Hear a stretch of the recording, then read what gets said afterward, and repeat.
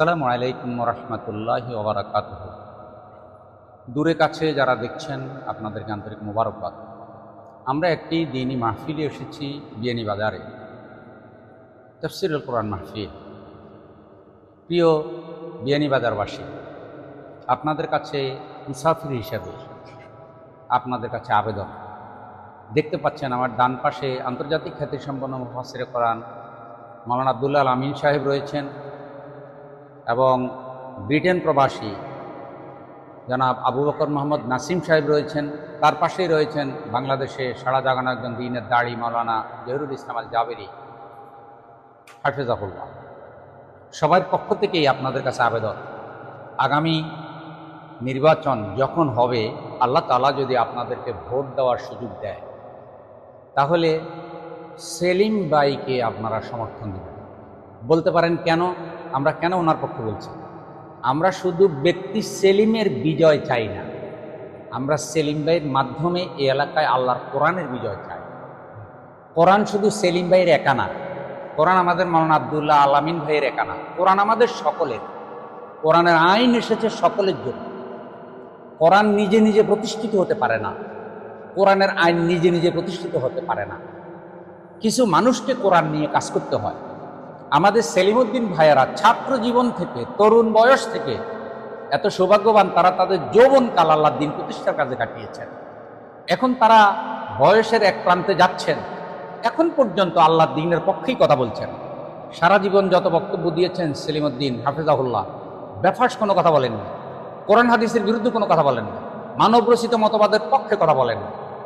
এ যুগে যারা ফেরাউন নমরুদ, তাদের পক্ষে কথা বলেন না, বরং পালিয়ে যাওয়া স্বৈরাচার থেকে শুরু করে জালেমদের জুলুমে নির্যাতিত তিনি জাতীয় পর্যায়ের একজন একামতে দ্বীনের লিডার। বিয়ানীবাজারবাসী আনন্দিত হতে পারে এমন একজন সন্তানের জন্য, যে ঢাকা শহরে আল্লাহ দ্বীন প্রতিষ্ঠার আন্দোলনের নেতৃত্ব দিচ্ছেন আপনাদের এলাকার সন্তান। আমাদের সব ভাইদের পক্ষ থেকে আপনাদের কাছে আবেদন, আল্লাহর জন্য, আল্লাহর সন্তুষ্টির জন্য ইসলামের পক্ষে আপনারা সমর্থন দিন। আর বিয়ানীবাজারের সকল আলেম ওলামাদের কাছে আবেদন, ইসলামপন্থীদের কাছে আবেদন, আল্লাহ তাআলা দয়া করে একটা সুযোগ দিয়েছেন। এই অবস্থায় নিজেরা ভাগ না থেকে যাদেরকে নেতৃত্ব দিলে কল্যাণ হবে, যাদের যোগ্যতা রয়েছে, যারা পরীক্ষিত, যারা বাতিলের মোকাবেলায় ইসলামের পতাকাকে উড্ডীন করতে পারবে, যাদের ময়দান থেকে শুরু করে রাষ্ট্রের সর্বোচ্চ পর্যায় পর্যন্ত পরিচালনা করার দক্ষতা রয়েছে, এমন ব্যক্তিদের নেতৃত্বে আসুন। আলেম ওলামারা মাদ্রাসায় থাকবেন, খতিবরা মসজিদে থাকবেন এবং দাঈল আল্লাহরা ময়দানে কাজ করবেন, ব্যবসায়ী তার ব্যবসার প্রতিষ্ঠানে থাকবেন, শিক্ষক মাদ্রাসায় থাকবেন, কলেজে থাকবেন, ইউনিভার্সিটিতে থাকবেন। অন্যান্য ধর্মের লোকদের কাছে অনুরোধ, ইসলাম বিজয়ী হলে, সেলিম ভাই বিজয়ী হলে অন্য ধর্মের কোনো ক্ষতি হবে না।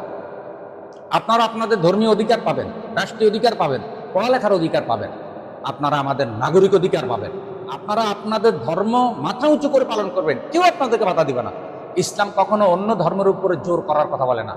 আল্লাহ রসুল যখন মদিনায় হিজরত করেছেন, মদিনার সনদের মাধ্যমে প্রত্যেক ধর্মের ধর্মীয় স্বাধীনতা দিয়েছেন। ইসলাম তার শ্রেষ্ঠত্বের কথা বলে। তাই বিয়ানীবাজারবাসীর কাছে আমাদের আবেদন, আমরা মনে করেছি এই কথাগুলি না বললে আমাদের হক আদায় হবে না। আপনারা ভবিষ্যতে যখন আল্লাহ সুযোগ দিবে, জননেতা আপনাদেরই সন্তান, বাংলাদেশ জামাত ইসলামীর, যদিও আমরা শুধু তাকে দলীয় ব্যক্তি মনে করি না, তিনি নির্বাহী পরিষদ সদস্য এবং ইসলামী ছাত্র শিবির নামক একটি ইসলামী কাফেলার কেন্দ্রীয় সভাপতি ছিলেন। এমন একজন যোগ্য ব্যক্তি পাওয়ার পর আপনারা যদি তাকে সমর্থন না দেন, তাহলে আমি মনে করি বরকত হবে না। সৎ মানুষের নেতৃত্ব দরকার। নতুন করে সন্ত্রাস, চাঁদাবাজ যেন আর কেউ আসতে না পারে। ভাই, আল্লাহ আপনাদের তৌফিক দান করুন, আমিন। আসসালামু আলাইকুম।